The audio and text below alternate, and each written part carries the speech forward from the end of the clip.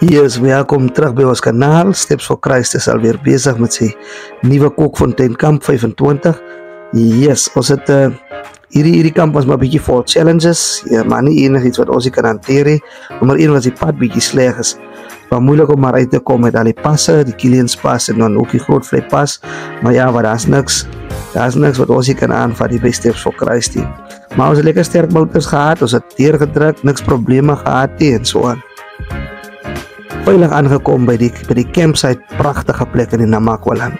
Dis so 'n paar meter weg van 'n natuurlike fontein waar water uitborrel. Ek sal julle later wys op die volgende video's, maar hier is campsite, lekker skade weer, netjies 'n plekkie wat opgesit is deur die Sanparke personeel.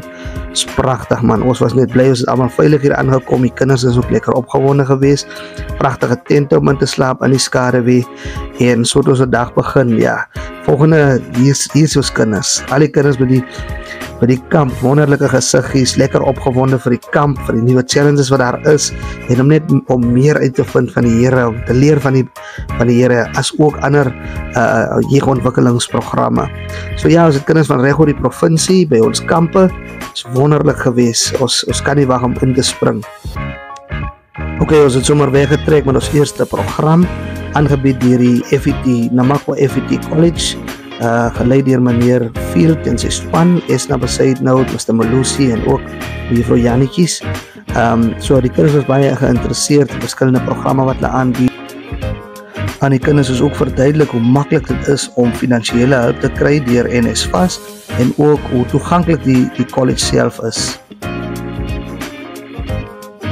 Ja, en net soos die dag na einde toe sal staan, lekker in die sonsondergang het ons weggetrek met ons tema vir die naweek, die verrassingsplan. En dis aangebied deur myself, Julio Fitzpatrick, en dit was wonderlik net om die trend lekker te skep vir die res van die naweek. Kinders is lekker geengage, almal het hulle Bybels en so het ons aangegaan. En dat ons die dag geëindig met 'n lekker ete wat voorberei was deur die spesialeringsspan. En 'n spesiale dank aan die dames van die kombuis wat ons naweek wonderlik gemaak het.